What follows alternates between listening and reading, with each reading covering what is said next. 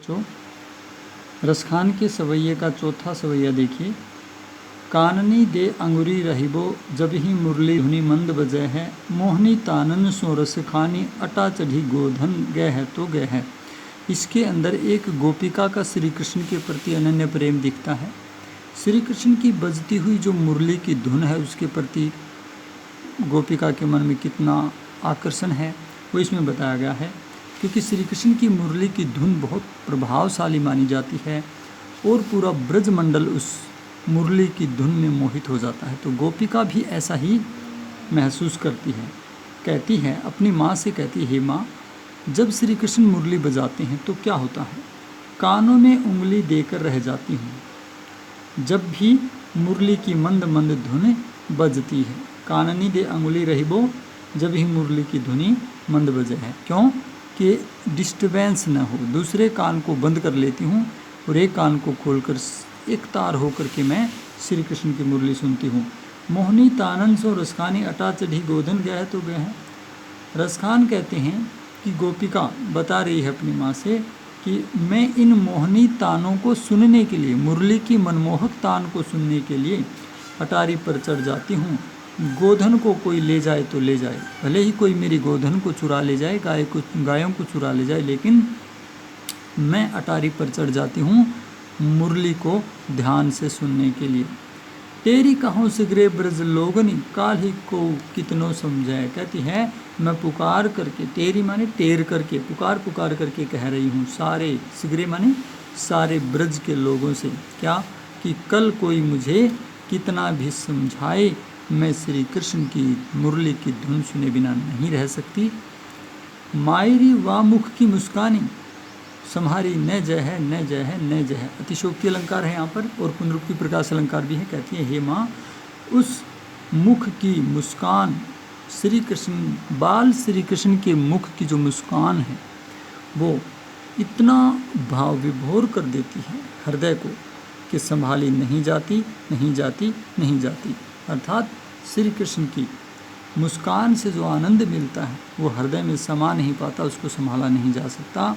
इतनी ज़्यादा आनंद श्री कृष्ण की मुस्कान से प्राप्त होता है। तो इसके अंदर पुनरुक्ति प्रकाश अलंकार, बल्कि विप्सा अलंकार आप लिख सकते हो। विप्सा अलंकार भावात्मक गहराई है इसमें, और इसके अतिरिक्त आप अतिशोक्ति अलंकार भी लिख सकते हो। श्री कृष्ण की मुस्कान की अतिशोक्ति यहाँ पर हुई है। बाकी लगभग वही काव्य सौंदर्य रहेंगे जो पिछले काव्यांश में आए थे। और आपकी व्याख्या पूरी हो गई है। इस पाठ के अभ्यास के प्रश्न करते हैं। पहला है, ब्रज भूमि के प्रति कवि का प्रेम किन किन रूपों में अभिव्यक्त हुआ है, यानी किस किस रूप में ब्रज भूमि के प्रति प्रेम प्रकट किया है रसखान जी ने। इस प्रश्न का उत्तर अगर आपने ढूंढना है तो आप पहले सवैये में जा सकते हो, जिसमें रसखान जी कहते हैं कि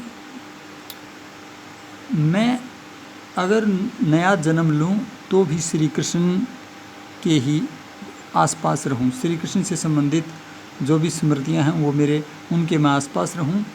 अगर मैं मनुष्य बनूं तो ब्रज के गोकुल गांव के ग्वालों के बीच विचरण करूं। पशु हूं तो श्री कृष्ण की और नंद बाकी गायों के बीच विचरण करूं।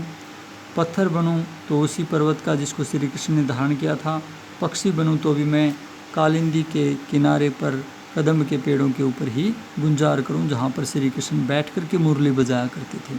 तो इन सब चीज़ों से पता चलता है कि रसखान अनेक तरह से श्री कृष्ण के प्रति अपना प्रेम प्रकट करते हैं और हर हाल में, हर दशा में और हर जन्म में श्री कृष्ण से ही, उन्हीं की भक्ति से ही जुड़े रहना चाहते हैं। दूसरा प्रश्न देखिए, कवि का ब्रज के वन बाग और तालाब को निहारने के पीछे क्या कारण है, यानी कवि ब्रज के वन बाग और तालाब को ही निहारते रहना क्यों चाहता है। तो इसके उत्तर में आप कह सकते हो कि कवि ब्रज प्रदेश के वन बाग बगीचे तालाब इनको निहारते रहना चाहता है, क्योंकि इन वनों में, बगीचों में और तालाब पर श्री कृष्ण हमेशा ही विचरण करते रहते थे। रसखान जी श्री कृष्ण से अथाह प्रेम करते हैं, उनके सच्चे भक्त हैं और वो एक क्षण के लिए भी श्री कृष्ण की स्मृतियों से दूर नहीं होना चाहते। वो चाहते हैं कि वो हमेशा ही श्री कृष्ण से जुड़े हुए इन प्रतीकों के आसपास रहें, इसलिए वो ब्रज के वन बाग तालाब आदि को देखते रहना चाहते हैं उनके आसपास विचरण करते रहना चाहते हैं। तीसरा प्रश्न देखिए, कहता है एक लकुटी और कामरिया पर कवि सब कुछ न्योछावर करने को तैयार क्यों है? एक लाठी और कमली के ऊपर सब कुछ न्योछावर करने को तैयार क्यों है? उत्तर होगा कि श्री कृष्ण ने जिस लाठी के साथ ब्रज प्रदेश में गायों को चराया था और जिस कमली को वो अपने कंधे पर रखते थे, उन दोनों चीज़ों के प्रति रसखान जी को बहुत प्रेम है। वो चाहते हैं कि श्री कृष्ण की वो लाठी और कमली अगर मुझे मिल जाए तो मैं तीनों लोगों का राज्य भी उसके लिए छोड़ सकता हूँ। उसके लिए तीनों लोगों के राज्य से भी ज़्यादा कीमती हैं श्री कृष्ण की लाठी और कमली, जिसको वो हमेशा गाय चराते समय साथ रखते थे।